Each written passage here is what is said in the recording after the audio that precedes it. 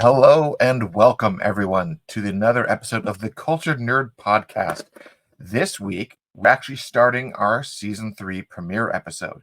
And unlike our normal format, and I mentioned that we were taking a break from the show, and we are, this episode has been recorded over our break as part of our debut episode. And we're actually going to go back in time a little bit with everyone and talk about the story of the Cultured Nerd. We're going to talk about how it came to be, what it is, how I started, everything in between. And because it is an interview with me, I'm actually going to be handing the reins over to Michael Wayne, one of our editors, and he is going to actually conduct the interview and host this show. I'm just doing the introduction and the closing for just formality purposes. But as we jump into things, sit back, relax, ask any questions you like in the comments. I'll definitely respond to those as the episode comes about.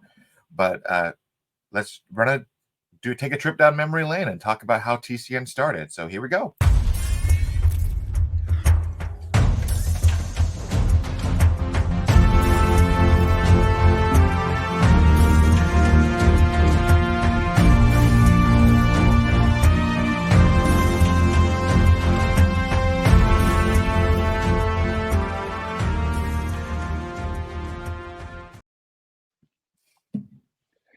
Hello. We are. And look, and see, we have a new format. As people probably saw, we have that new title cards that have a slightly cleaner look to them. And now we have little overlays. So everything's looking a little fancier for this season. Just wanted to Love get the new people look. to see some changes between each season. So how you doing, buddy? I'm doing great today. How are you doing? I'm doing good. It's a nice Saturday for us. The holidays are the holidays, so it's really nice to get through one, gear up on the next, and continue the break. Yeah, this is my first time on the main show, so I'm happy to be here. Yeah. You actually did do a lot of work on the Cultured Gamer with Jason, and that was where you spent a lot of your time.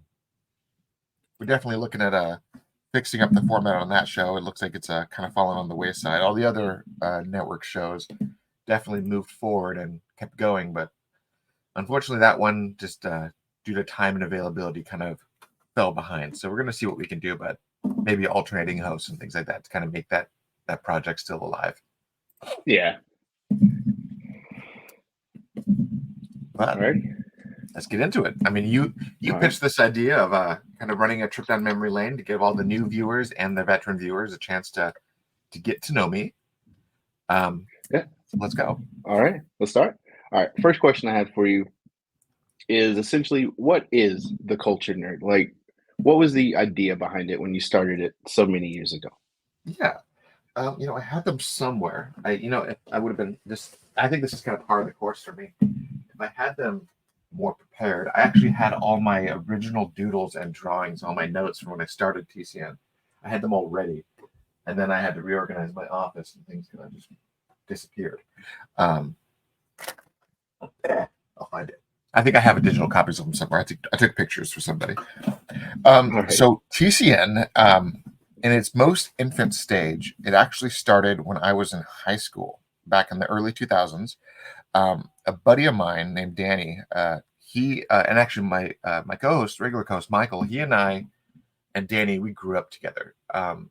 So we have a bunch of pictures of us when we were like 9-10 years old at the beach, like just really young and just always kind of being there. Danny and I started kind of our senior year of high school, 2004, 2005. And we decided that we wanted to kind of jump into initially it started off as the blogging scene, because back then social media was very in its infancy. MySpace was the only thing that really existed. And I remember getting that first invite to it. And back then there was no like broadcasting section of it. You could just share your thoughts and connect with people. And it was very the opposite of what it is today. So the blogging scene was a big deal. You had shows like Sex and the City that was like all about the blogging stuff, and blogging things like LiveJournal and stuff like that were very brand new. And we wanted to kind of create a website and kind of have it in the halfway point between an editorial website and maybe a blog a little bit. So, and he wanted to actually focus it on web design. and things like that. He wanted to use it as more of a resume to show like what we can do programming wise, how we can do Java, HTML, all that stuff that was kind of brand new. And so he started up it was called Waking Ideas. And this website was kind of his visual resume, his contact sheet. And then the Waking Ideas blog was my forte into like, let's report on the news here. Let's share our musings. Let's show reviews, things like that. It was kind of just to get the search engine stuff to find us and then to kind of see it all. So it was kind of just this really basic idea. I really loved doing that. And eventually, the blog got too big for what we were doing. And it was around 2012. I started working at Amazon. And I met a group of guys that were all just absolutely fantastic. They all loved this idea. And one fella in particular, his name was Neil. He really loved the idea of kind of moving forward with the blog in a separate direction, making it its own thing. So he and I and Danny, like Danny helped us program the site, and Neil and I broke it off into TCN. I remember there was this one afternoon we were at his apartment, and we had Danny on a Skype. And Neil and I were sitting there kind of brainstorming ideas of what we wanted to call it. Ironically, we actually had the design for the robot before we had the design for the name of the site. We had we're like the robot gentleman or something like that. We had all these different like names. We knew that we wanted robots. We wanted something classy. And it was like the I don't know what were the other names we came up with, like the classy android, things like that. It was just a bunch of we were kind of circling around this idea. The classy android. And we were like, we wanted to give this space to be an idea. Like we wanted to be able to do reviews. We wanted to do breaking news. And if we ever did have any fun rumors or things we wanted to talk about, we wanted to do that. But despite myself having personal connections into the film industry, I never really wanted to use them. There was always that idea of what is it? You don't eat where your shit kind of a thing. Like I didn't want to. I didn't want to like bring my family into possible scrutiny for me sharing stuff that we talk about at the dinner table. So I was like, no, we're not going to do that. I'll just use that information, that knowledge, that insight as ways to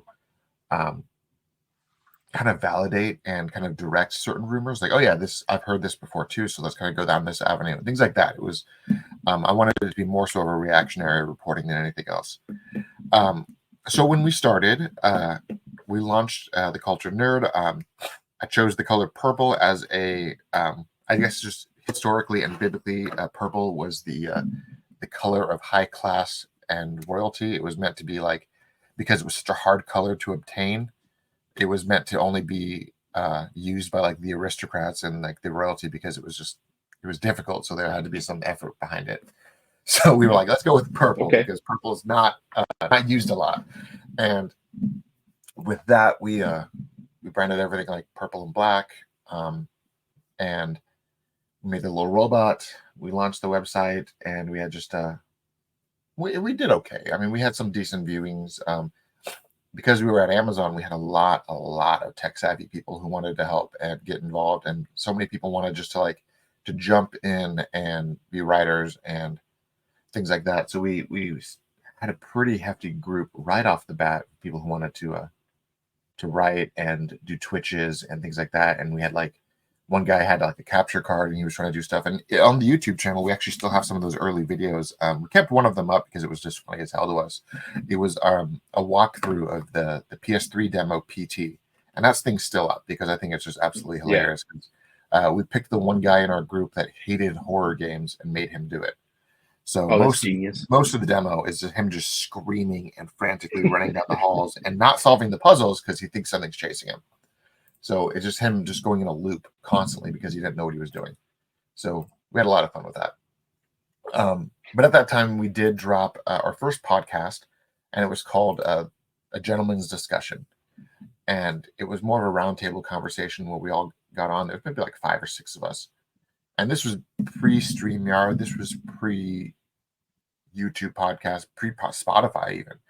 And we had to manually edit each episode. We had to clean up the background noise and all the stuff that technology does for us automatically. We had to all by hand. It was really cumbersome. And with all that, we had a nice chunk of episodes. We recorded them at a buddy's house. Let me see if I can find some of those photos actually, because I do have some of these photos from way back in the day. Let me just scroll through my photo folder and grab it, because I honestly I loved. We actually went to a buddy's house. Her name was Amanda. She was one of our original writers, and I think her bio actually is still up on the website because she doesn't want us to take it down, because it reminds her of similar time reminds her of simpler times, and she just every once in a while she likes going back, opening the site, looking at it, and saying, "Oh yeah, that was fun." So she's made it like a solid declaration that I'm not allowed to delete it, even though we're totally deleting it. I understand. But let me see if I can find it, because I had just gotten married. My wife and I had just gotten together, and we had launched TCN very early. And let me see if I can find these, because it was. I think we did the podcast back in 2013. That was when we first launched that one, and it was very crass. It was very crude. There wasn't a lot of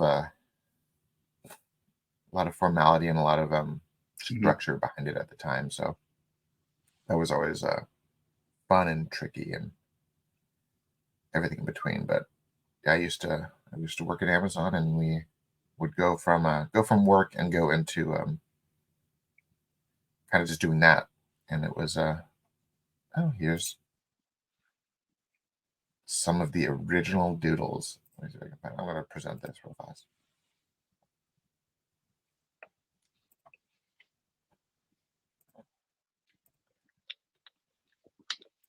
So here was one of our original doodles that we did.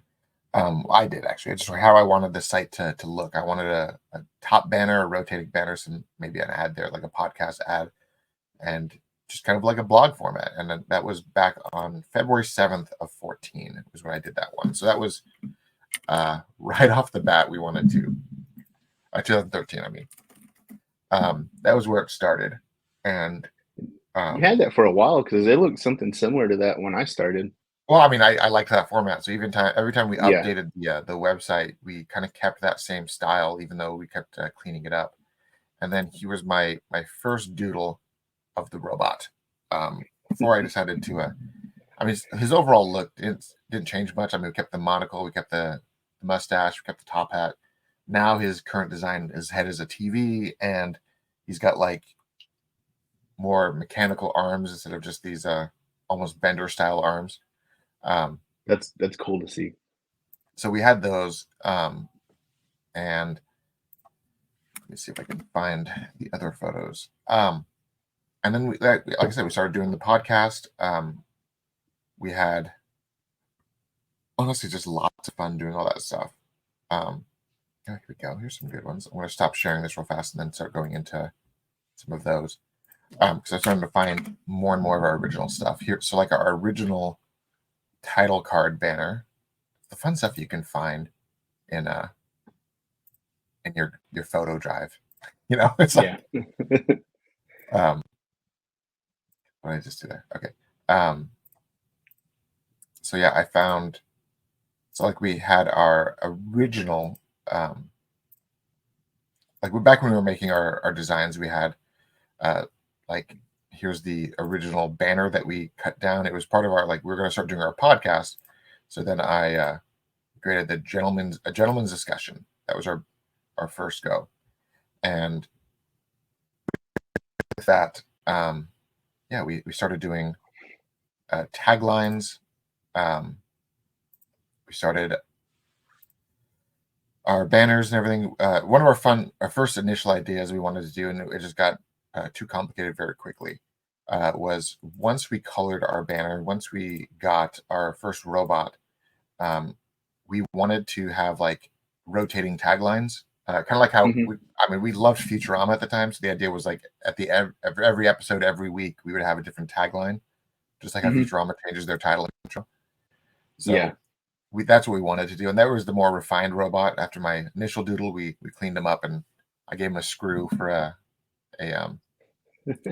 cane, and he officially got the Bender arms. That was how that went. So that was a lot of fun. As cool time went on, we just kept growing. I mean, we started getting more and more people who wanted to get involved, and the podcast was the podcast, and we from there we just ended up growing exponentially. We had a lot of fans who followed us on social media. I mean, at the time, it was mostly just Twitter and Facebook. We had a lot of following on Facebook, which was funny. Instagram was not really a thing that existed for us. So we didn't even think twice about it. And I found some pictures of us doing the podcast, but this was not, they're all individual pictures. I can't find the group photo. And then, ironically, the current design of the robot, or the more updated design of the robot, he actually came about in 2015.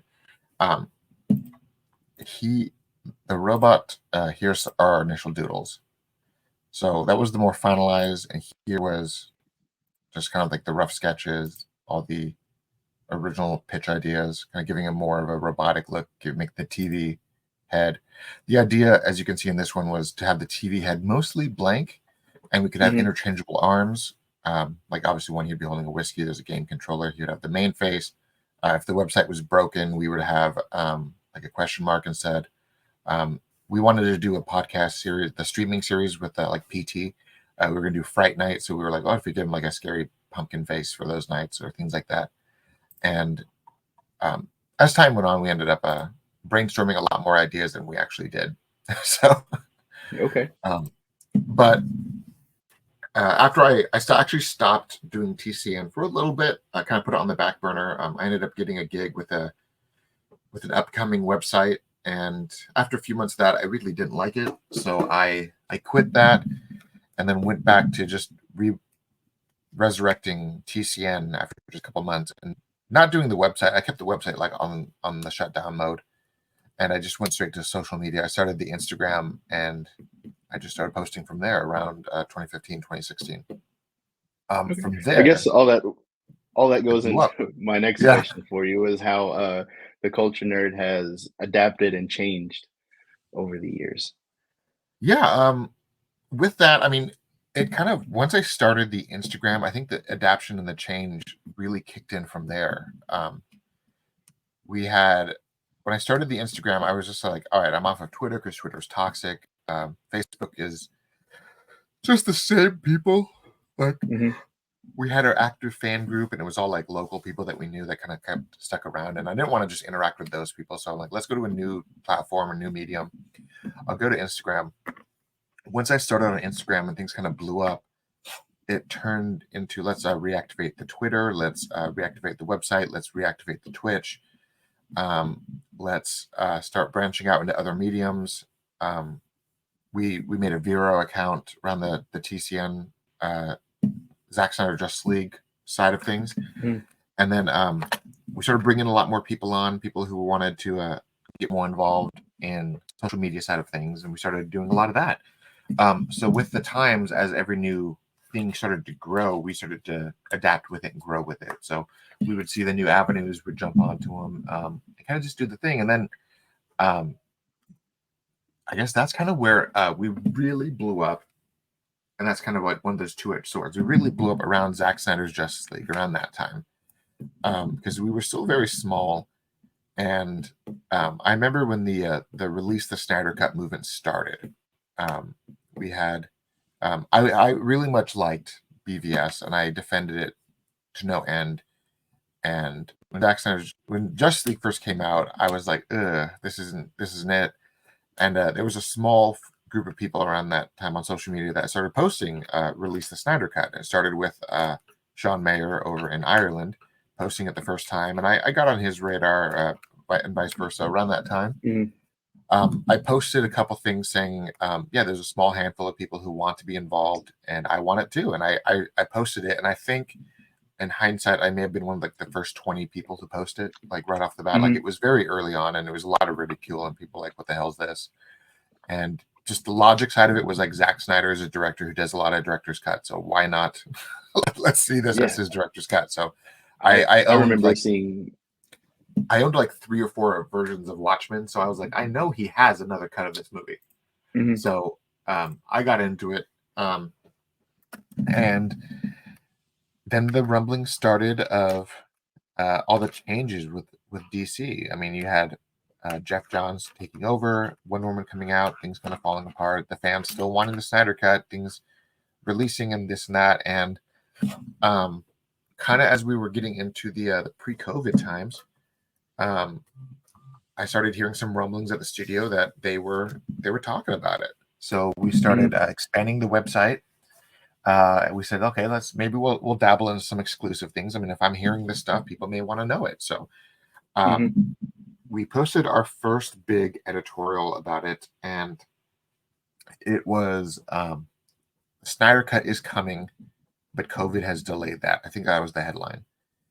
We dropped that headline, and we put basically the facts of it. I mean, the rumblings behind the scenes that the studio is going to be gearing up to starting its own revamp of HBO. They were going to be looking to make original content, and with the push to make more original digital content, the director's cut of Justice League came onto the mix, and then COVID happened, and any work that was going to be done on it was slightly delayed. And we heard all this stuff, and I was like, yeah, let's run this, because this is everything that I'm hearing from my like actual people who work on these things. I posted that and got a lot of attention very quickly, because sure enough, it was around the time that it was actually greenlit. It was, I think, within a few weeks of it actually having that initial screening with Zach and the executives and everything. So it was still very fresh, and I got on the radar of LightCast, and he reached out to me, wanted to bring me on the show, and I was a bit hesitant because I didn't really want to go back the podcast route yet. I ended up going on to the show and went on a couple of times, didn't show my face, didn't really get into it. But as time went on, I started appearing more and more in that show, and that was kind of how things kind of shifted for us. Because I want to go back to the Snyder Cut real quick. So I remember when the Snyder Cut movement, all that stuff started, and it was full of positivity. It was, it was just a bunch of nerds coming together to get the cut of a movie we felt like we deserved. What are your thoughts on how that positivity quickly changed to such a toxic thing to be a part of, if you don't mind me asking?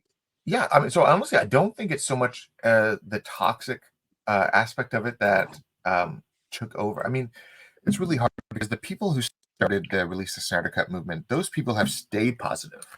Those people have actually never changed. It was that once the movement became bigger than the people who started it, who fought from the beginning, and once it became bigger than that, that's when the movement kind of betrayed itself.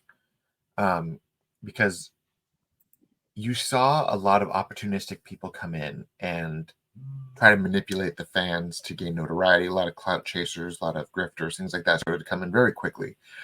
There were books that were being written about the thing that were made solely on, like they were made solely to grab money and attention during this time. There was things like that existed solely because of how popular it was getting and how much of it started off as a pipe dream and turned into like very much a real thing. So you saw a lot of opportunistic people jump in, and they kind of, with the opportunistic people who jumped in, there was this kind of unfortunate nature of where opportunity exists, so does toxicity. And they realized, some people realized that you could manipulate these fans into getting your way, and you can kind of pit them at each other, and the toxicity creates more news and it creates more coverage, and it just got really bad very quickly. As the movement grew, as the release came about, and you can kind of argue that the tenacity of the positivity of the fans, right? That tenacity is what really said maybe this is worth releasing. It wasn't so much the the giant amounts of things. It was these fans and their tenacity allowed it to be back on the radar of the new people in charge. And that was like sending the flowers to the office, the chocolates, all that stuff, the skywriting, all that stuff. Like those things were the things that got them. It's like, oh, maybe there is another cut of this movie that's worth doing. Because if, and kind of the marketing standpoint, if there's one fan asking for it, there's X amount of people behind them also wanting it too. So they saw that there was people that were literally spending a lot of money to remarket this thing. And they're like, maybe we should release it because it's already done. It'll be a small investment. Let's go forward with it. It wasn't much more than that. It was kind of just they needed a product for their launch. They saw that fans wanted this, and they said, maybe we can just put this out, and this can be a fun thing to get people on board. With all of that, as it started getting bigger, as the movement started getting more vocal, and as people started getting more upset with the direction of DC's films, you saw a lot of people who were mad at DC films join the Snyder Cut movement because they were focusing their anger in a way that didn't need to be focused that way. So a lot of people were taking their bitterness and anger toward DC, funneling it into the movement, and that's where that toxicity kind of sprouted from, which is unfortunate because eventually the toxicity and the loudest voices overtook the calm and the peaceful and everyone who wanted to get the movie released and then just to move on and be happy. Because it was all about, for a lot of the early fans, a lot of us, we didn't really care if the Snyder Cut was going to result in anything more than just the releasing of that one movie, because we knew that the studio had cut ties with Zack. There was nothing really changing that. Like, we knew all these things, but what we wanted was Zack to get his closure, his cathartic. His daughter had passed away while he was making this movie. It was a big passion thing for him. We wanted him to be able to finish it. And that was, a lot of us just were like, release it and we'll move on. Like, that was all we wanted. So once it was released, a lot of us were just like, yay, it's done. It's happy. But unfortunately, didn't really work out that way. I mean, fans quickly shifted, and I do have a part in that. And I know that I do. And that was one of the biggest things that I still have to own, was that during my time at LightCast, I was still talking to my own personal contacts on what was happening behind the scenes. And I had heard things here and there that they were the people who were currently running HBO Max saw the buzz, saw the notoriety behind Zack Snyder's Justice League, and they wanted to do more. And they were having these early conversations on what they could do. Like, oh, could we resurrect Ben's script and make it a Batman show?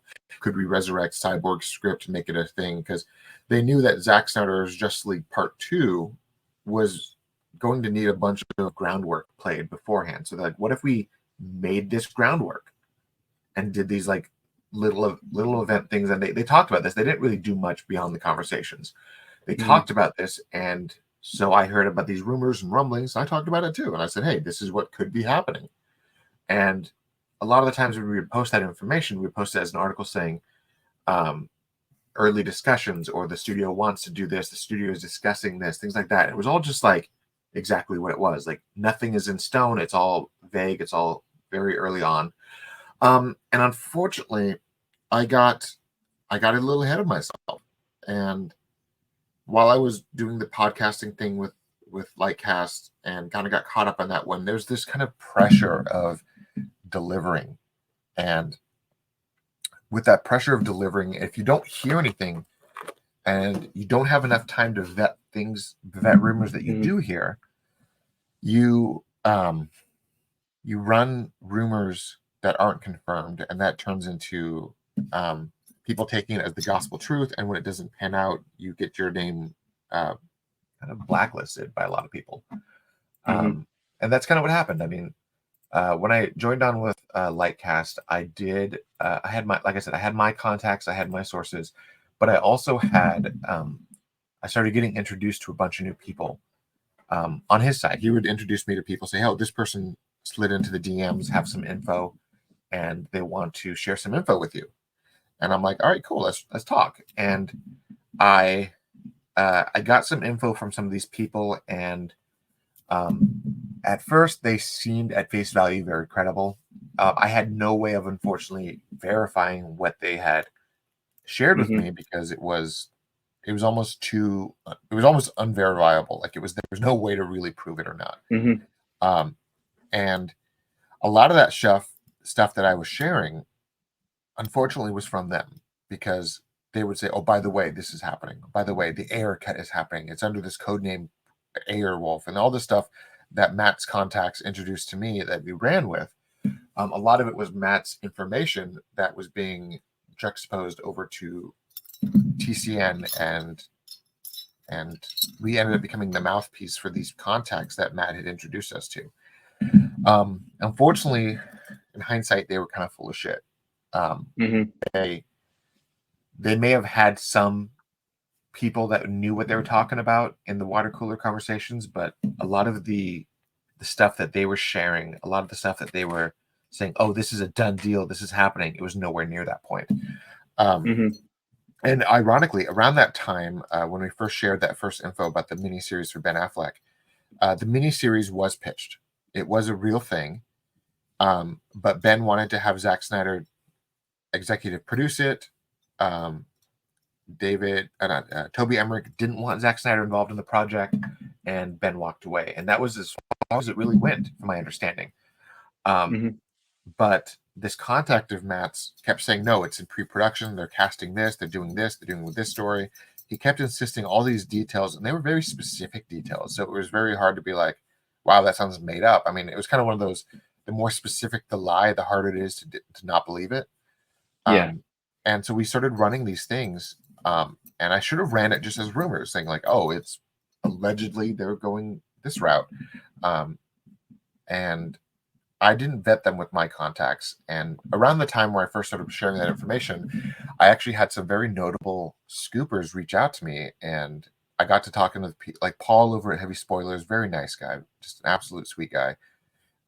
He would kind of corroborate certain things and debunk certain things from his contacts. I had Daniel RPK reach out to me and say, hey, this is very premature. This is where they're actually at. And he was absolutely fantastic because he actually helped taper back a lot of the stuff this guy was telling me. But at the same time, I still went forward with it in a way that was unnecessary. And at the same time, there's a lot of behind the scenes stuff that I didn't want to share that I could have shared that would have probably added more credibility to TCN. But around that time, I didn't want to get involved in it anymore. I was like, this is getting out of hand. I've now become a rumor spokesperson, and now the heat is coming if these things don't deliver. And I started not wanting to do it. So around that time, I did take a sabbatical from TCN. I took a break off of all of it for a few weeks, citing my mental health and just the stress of trolls and haters and everything. And during that time, I guess a photo was published under TCN that Matt had provided of the storyboards of Justice League. I saw that on my social media. I saw it on my social media because I wasn't even on. I was like, I'd taken the TCN accounts off. I had disconnected from the chat programs. I basically was like, I'm not going to be a part of TCN for a couple weeks. I just need a vacation. I went media dark on everybody, and I didn't. And then I was just on my Instagram and I saw the photo, and I was like, no, that should not have been shared. That's not mine. That's nothing of ours. Get rid of it. And I told them to pull it very quickly. I logged back in and said, guys, get rid of it. This is going to put a lot of heat on us. And it did. And it actually caused a lot of friction, a lot of negative voices came out of the woodwork. People started hating on us, accusing us of where we got the photo. And unfortunately, I knew where the photo had came from. I'd seen some of the original stuff. I saw the storyboard stuff before. But this particular photo was given to Matt by another YouTuber who got it from some of the people who were now pissed at us for posting it. And to try and mitigate that controversy, to try to get ourselves out of that mess, we had concocted a story. It was honestly just a bull-faced lie about where the photo came from. And I stuck with that lie for too damn long. and I said it was attached to the script treatment I had, and I kept saying it was like a doodle on the script pages. It was done by Jim Lee, blah blah blah, and I kept saying that because I didn't want to say Jim Lee had done this on a whiteboard with Jeff Johns and Zack Snyder as part of a Justice League shared universe pitch, because there was just too many details in there where at the time there was not a lot of people who knew about that, and there was not a lot of people who were privy to that information, say from a couple YouTubers who got it directly from Zack.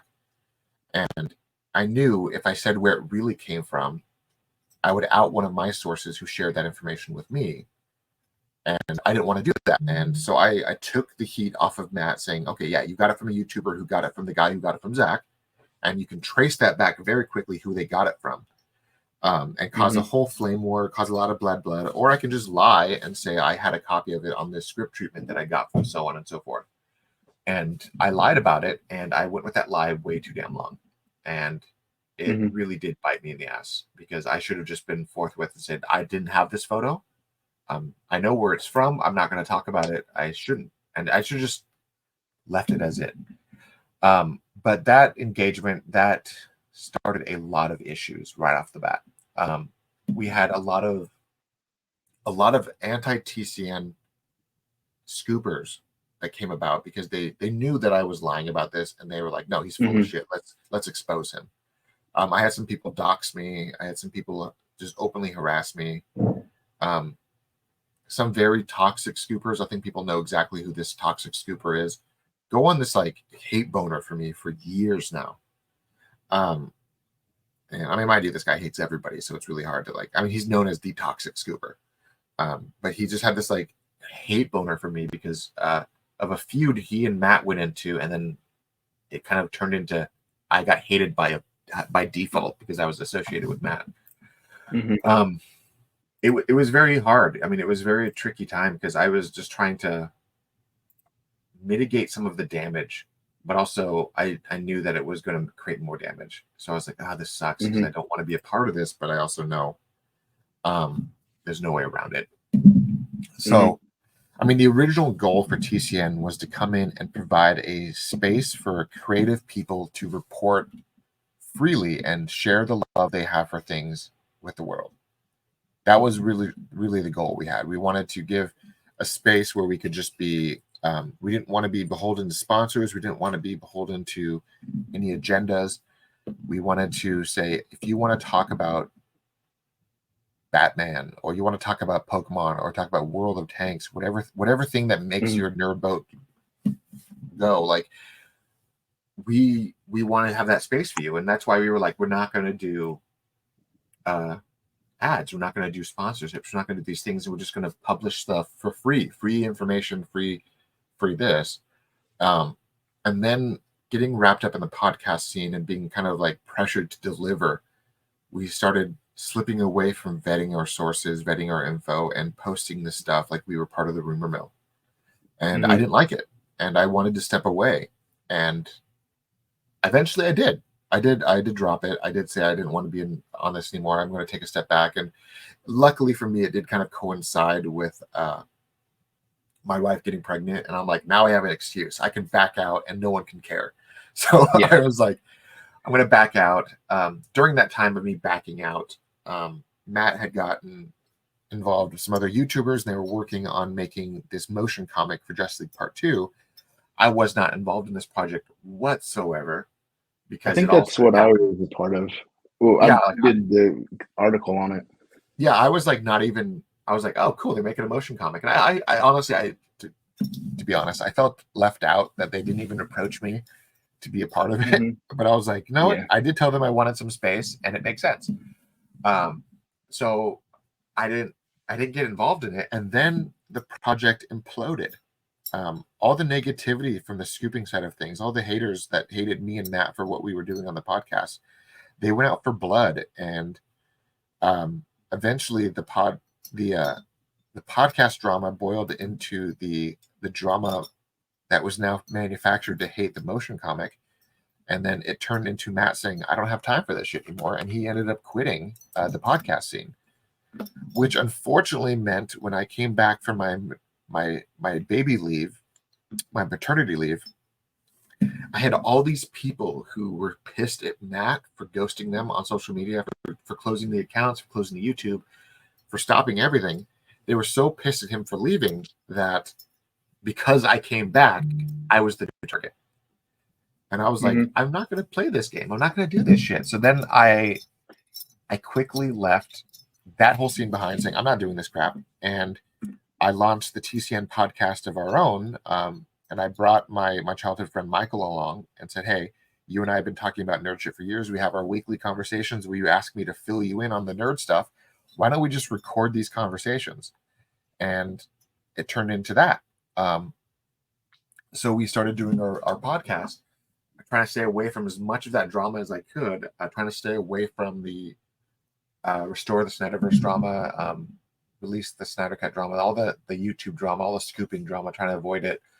And I apologize for the scooping stuff so many times on Twitter, but people still were like, I never saw an apology. You're full of shit. And I'm like, okay, well, I don't want to dig through my feed and find it for you at this point, but it's there. You can find it. And people who followed us, they did see it, that I did say it multiple times, that I was misled, and I have to own the fact that I reported these things on good faith, and it was wrong, and that was it. I had to just kind of move on, and with all of that, we launched the podcast. We went back to the commentary route, wanting just to share that side of things. And as the community started kind of bottlenecking, we lost a lot of followers. We lost a lot of people who were only sticking around for scoops, and I kind of felt that was like trimming the fat a bit. It felt nice getting rid of these people who had this unrealistic expectation. So I was like, yeah, this is great. So we did doing like social Q&As on the social medias, like, hey, ask me anything, let's talk about stuff. And I would still answer these things. Like, yeah, everything that I've heard, yeah, this is true. Got a lot of good engagement from that. And then as the TCN podcast started in its infancy, I had the most unexpected thing slide into my DMs, and I thought I was being catfished. And I'm like, no, this isn't real. And it was, so I saw one day, just randomly, I woke up one morning and I saw Michael Rosenbaum and his Inside of You podcast. Both of their official accounts followed TCN on Instagram. And I'm like, this isn't real. This isn't real at all. And then the Inside of You podcast messaged me, and that's why I thought I was being catfished. I'm like, no, you're not. You're not who you say you are. This is nonsense. It was his producer, and he was saying, hey, we're going to be launching a Smallville watch along podcast, and we would love your help to promote it because you are big in the DC world, and we know you talk about Smallville a lot because you love it, because I do, because to age me a bit, when Smallville premiered, I was in my freshman year of high school. So I am essentially the same age as that universe's Clark. So I was like, let's do this. Like, he's starting high school, I'm starting high school. Let's watch this. So I used to watch it all the time, and I loved it. And so I always talk about how much I love Smallville and how much it brought the world of the CW, like it started the CW's DC world. Whether people want to admit it or not, like when the CW first started, Smallville was the only DC property that they would really had. I mean, they had their weird Birds of Prey show, and they tried to launch Aquaman, and it didn't really work out. But Smallville was like halfway through their big 10-year run, and they had it. Like, that was their thing. So I really loved Smallville, and the Flash and all that stuff came about much later. But when I got this call, I got this message from them. I'm like, oh my God, yes, let's do this. And then we were able to like broker this idea of having them come on for an interview. And I think that was one of my most favorite, my favorite TCN hosted interview was with Michael Rosenbaum and Tom Welling, because these were two guys that I had watched on a weekly basis throughout my high school years. Yeah. And now they were like calling me by name. They were talking to me about all this stuff. I was getting to ask the questions like, Tom, why did you not want to wear the Superman outfit?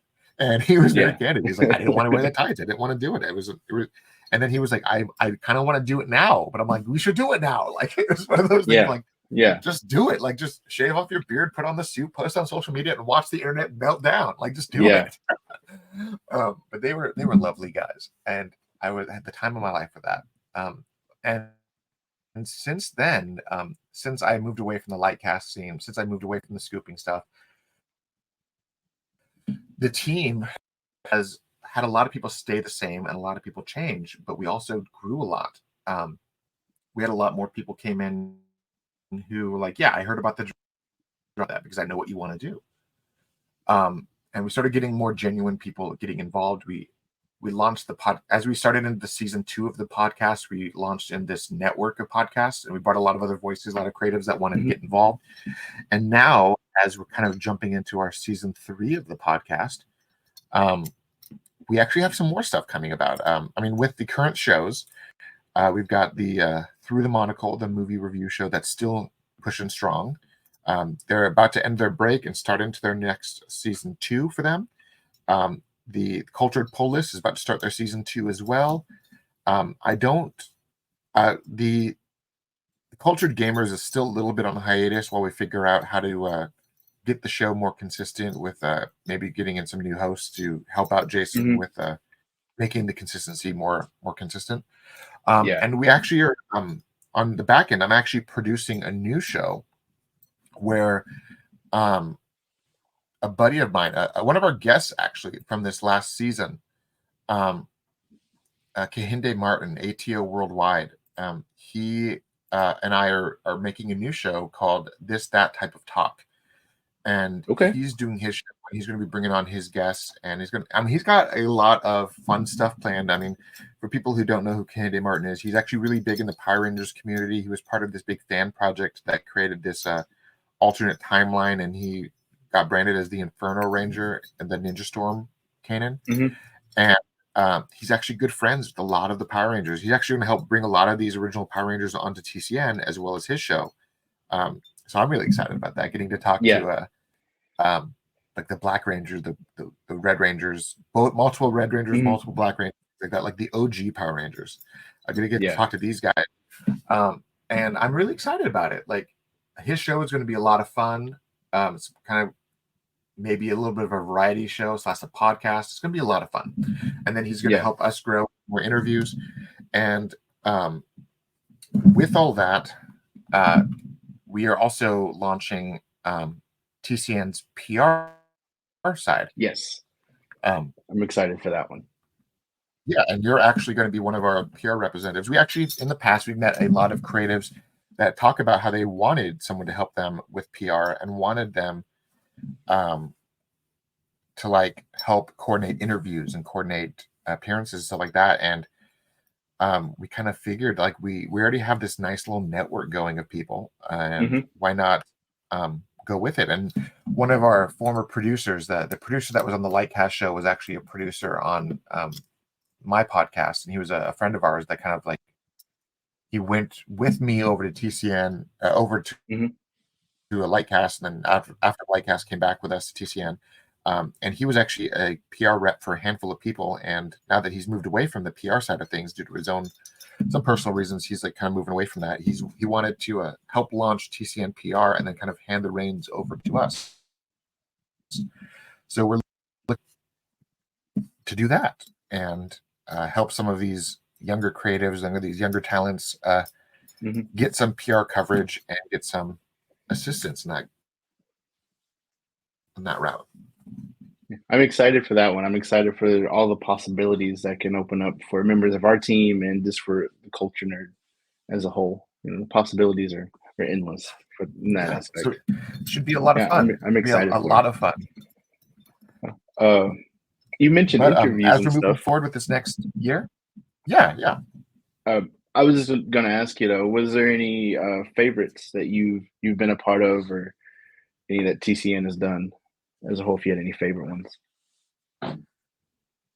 So I mean, I gotta say that the interview that I did with Michael Rosenbaum and Tom Welling is still probably one of my absolute favorites, just because it was something that we did on our own, and it kind of happened out of left field, and we didn't use any of our Snyder Cut contacts, stuff like that. I mean, because when we were doing the LightCast scene and we were partnering with LightCast, we had a lot of cool interviews, but it was all related to the Snyder Cut. I mean, we started off with some of the lesser known people, and then we moved up into like ending it with Zack Snyder himself. Like we started off, we got Ray Porter, the first interview with Ray Porter when he was discovered as Darkseid. We had the first interview with Wayne T. Carr when he was discovered that he was supposed to be the Green Lantern. We got to interview so many people, like the actor who played Cyborg's dad. Behind the scenes, they did their interview, and I was like, I just want to talk to him about Terminator 2. That's all I want to talk to him about. So I was producing on that episode, and when the episode was done recording, I was just like, I want to talk to you about this movie. And we chatted about it. He was a very sweet guy, very just awesome guy overall. And then we had our interviews with Debbie Snyder. She was just absolutely lovely. And then we got to talk with Zach, and he was just this coolest guy. I remember that one because you put out the message in our chats, if an editor could help you with something. And yeah, I was hey guys, I need some 2 help. seconds away. Cannot tell you. I was 2 seconds away from messaging, and then my boss called me, and I think Sean, our editor Sean, he got to help you with that one. Yeah, because it was like, hey, we're going to publish this interview very quickly. I need you to watch it before we publish it and transcribe it. So that was a lot of fun. But no, I think as much as I loved all of the Snyderverse stuff, getting to talk to Ray Fisher, to Ray Porter, to talk to so many people, I loved talking to Michael Rosenbaum and Tom Welling, just because they were such a big part of my, because that's what it was. I mean, they were part of my younger years. Zack Snyder became a prominent character in my film viewing in my adult years, but my entire teenage years into adulthood was Smallville.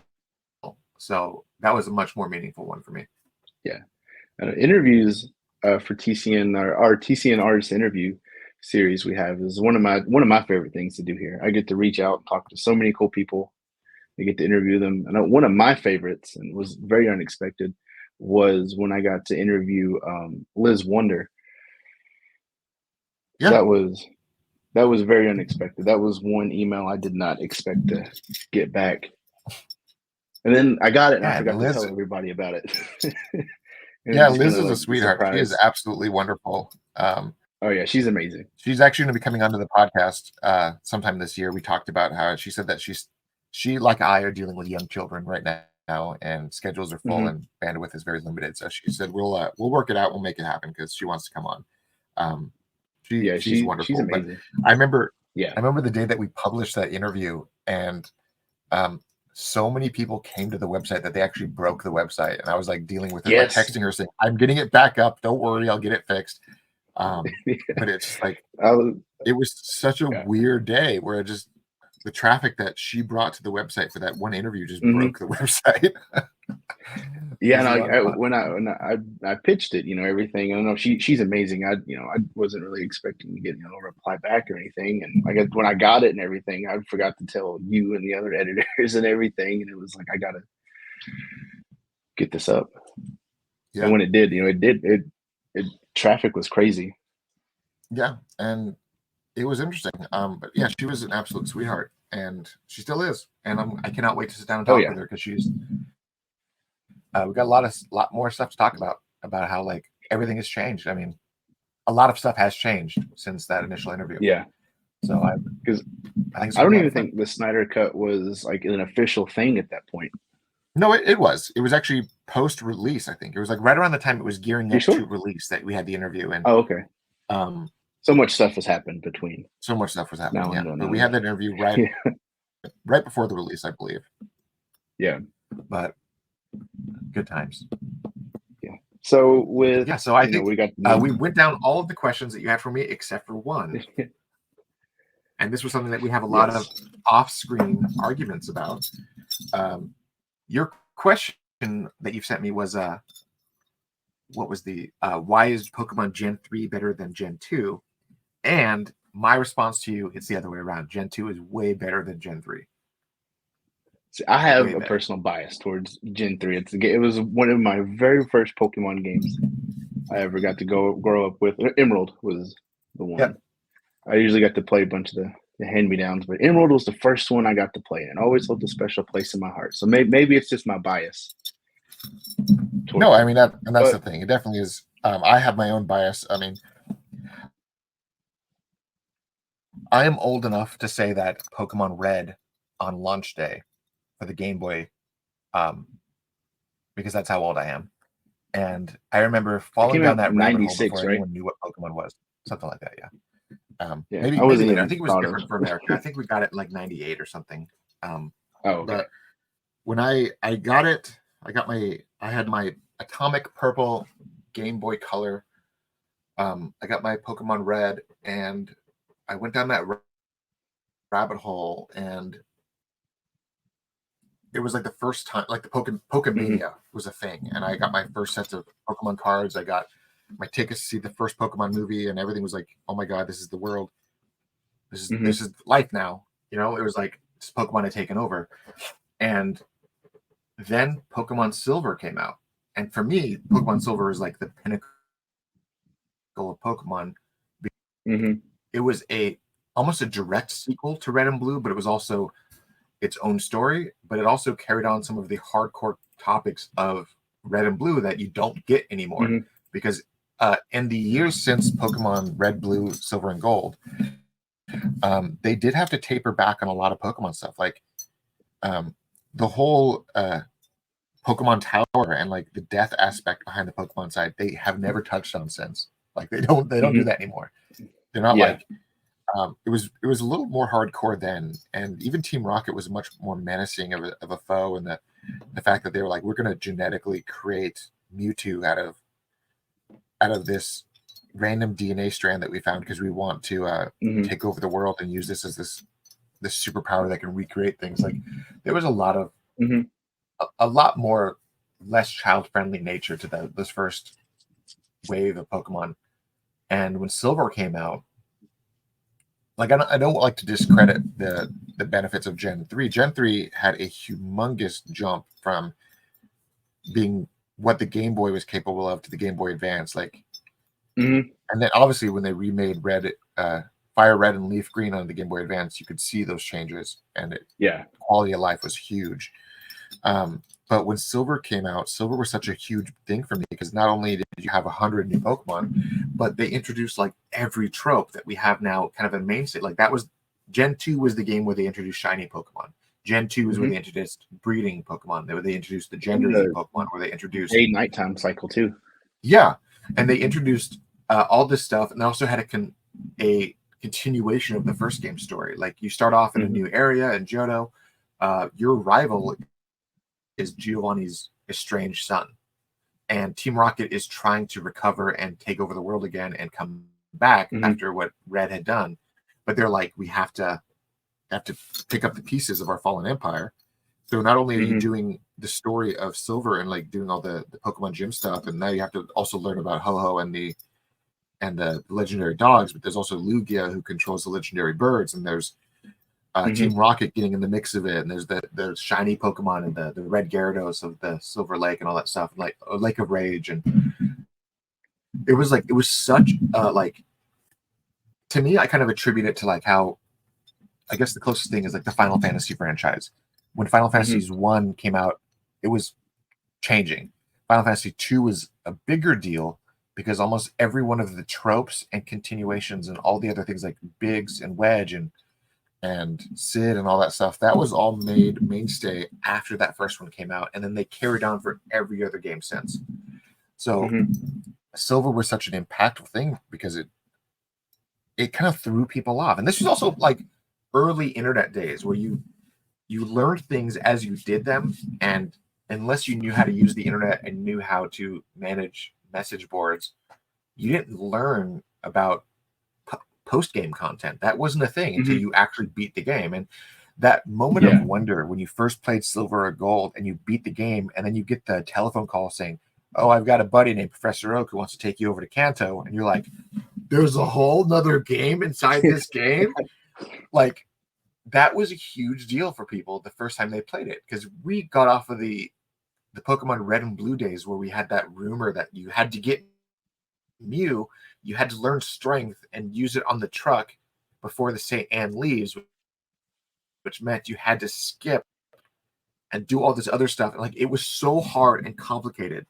And obviously it was fake, but we all tried to do this because we were like, there's secrets in these games. But to us, like, the biggest secret in that game was when Silver finished, you could do the 8 gyms of Kanto and then fight Red. like, oh my God, I this remember is part of the game. I remember fighting Red for the first time, and it's like, by the time you get to Red, your team's like in their 50s and 60s or something, and you don't know how you're matched you're about to be. Yeah, he's like And popping he out just like a dog walks you. Pikachu, and you're like, oh God.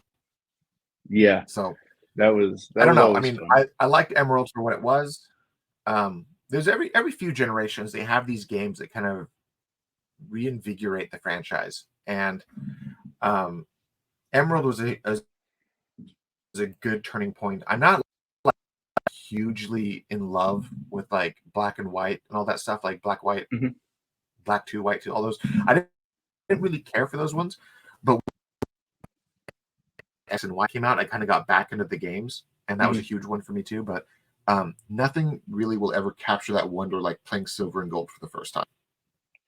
Do you think with the reception like that Game Freak and Nintendo has been getting for Scarlet and Violet, do you think this is a good opportunity for them to take a step back and maybe go back to the roots and how they made the originals?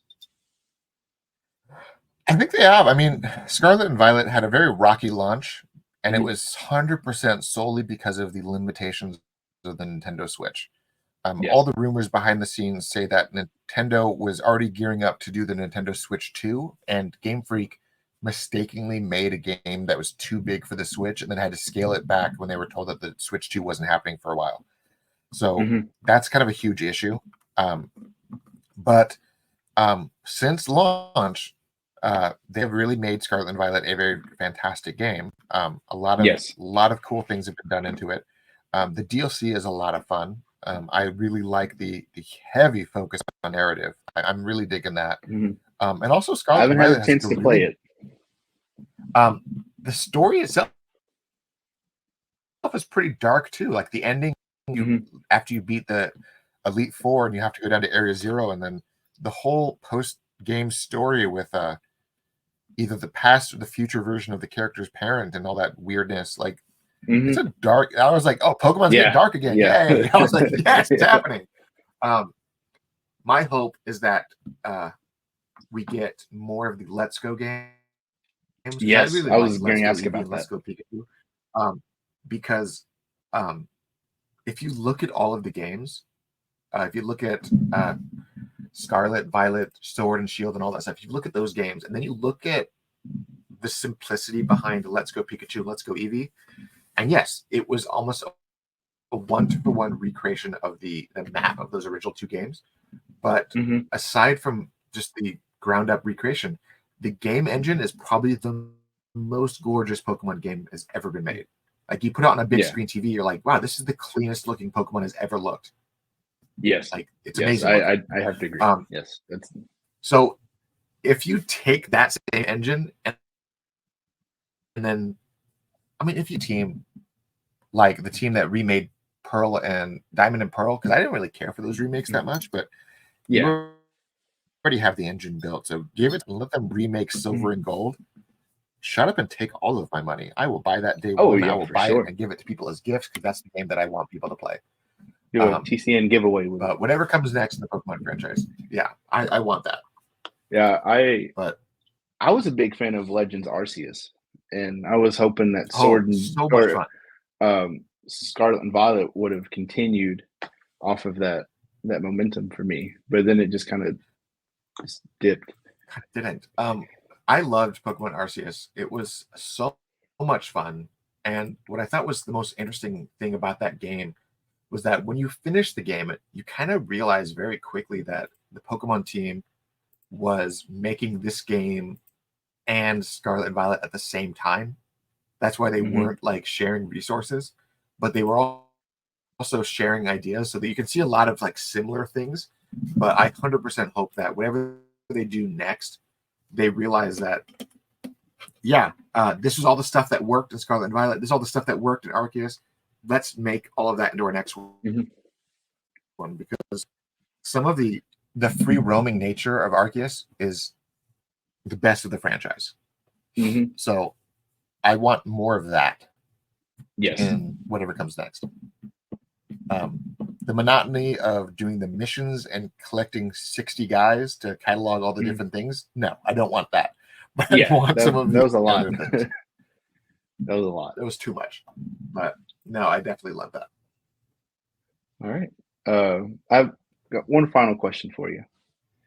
So we've talked about the history of the culture nerd, how it's changed over the years and stuff. What's the ultimate goal for the culture nerd? Like what's that ultimate goal? Well, the ultimate goal for the culture nerd has always been, I